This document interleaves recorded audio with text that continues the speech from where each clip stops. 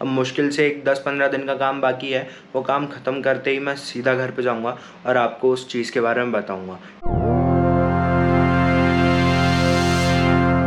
Good morning everyone and welcome back to the channel. I hope आपका आज का दिन बहुत अच्छा जाए। और आज व्लॉग की शुरुआत घर के बाहर से हुई है क्योंकि मैं जा रहा हूँ ग्रोसरी स्टोर पोहे लाने के लिए।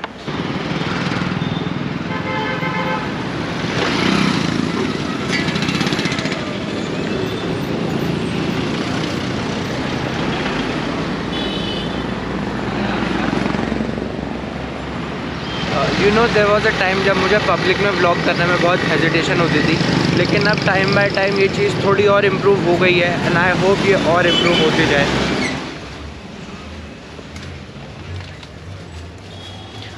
सो back to the supermarket और मैं पोहे लेने के लिए आया हूँ आई गेस।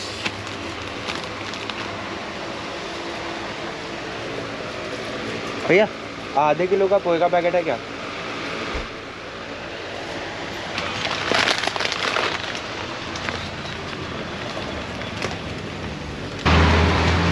तो सारा सामान मैंने ले लिया और एक बहुत अच्छी बात हुई, मैं भी ग्रोसरी स्टोर में था और ग्रोसरी स्टोर के ओनर जो है उन्होंने मुझसे पूछा कि आप ये क्या करते हो कैमरे में, आप ये कैमरे में क्या बात कर रहे हो। तो मैंने उनको बताया कि मैं व्लॉग करता हूँ और बाकी सब कुछ। And then he asked me कि आप इससे पहले भी एक बार स्टोर में आए थे व्लॉग करने के लिए, तो मैंने उनको अपना चैनल भी सब्सक्राइब करा दिया और वो अभी स्टोर में मेरा व्लॉग देख रहे हैं।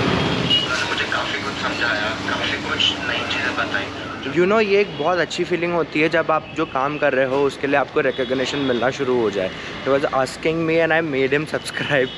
तो आज ब्रेकफास्ट में पोहे बनने वाले हैं, तो मैं जल्दी से कांदे और टमाटर काट के रख लेता हूँ, उसके बाद जीजा जी पोहे बनाएंगे। एंड बाय द वे मैंने आज फिर अपना फास्ट स्किप कर दिया जो मैं यूजुअली नहीं करता, लेकिन आज पोहे के लिए मैंने कर दिया।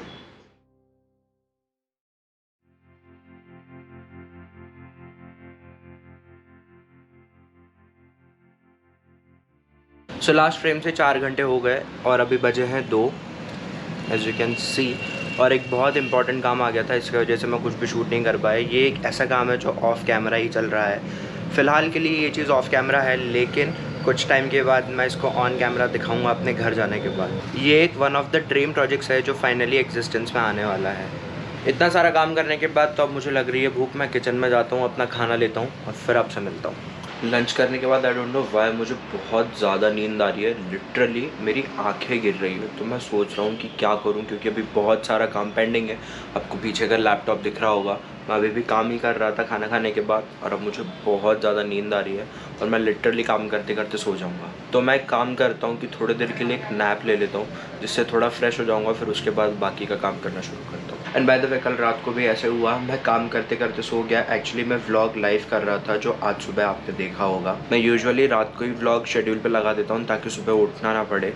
तो वही काम करते करते मैं सो गया और लैपटॉप लिटरली मेरे चेस्ट के ऊपर रखा था, मैंने हेडफोन्स पहने हुए थे और मैं ऐसे ही सो गया था। फिर जीजा जी आए, उन्होंने लैपटॉप उठा के साइड में रख दिया और हेडफोन्स निकाल के रख दी। अगर उनका ध्यान नहीं गया होता तो लिटरली बहुत बड़ा नुकसान हो जाता, लैपटॉप डैमेज हो सकता था, बट होपफुली ऐसा कुछ भी नहीं हुआ।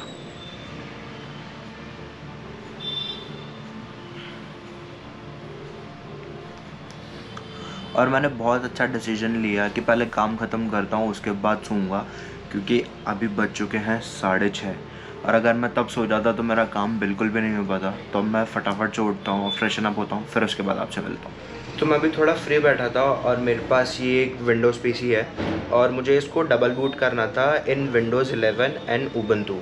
तो मैंने अभी यूट्यूब पे बहुत सारे वीडियोस देखे और मुझे एक जेन्युइन तरीका मिला कि मैं डबल बूट कैसे कर सकता हूँ।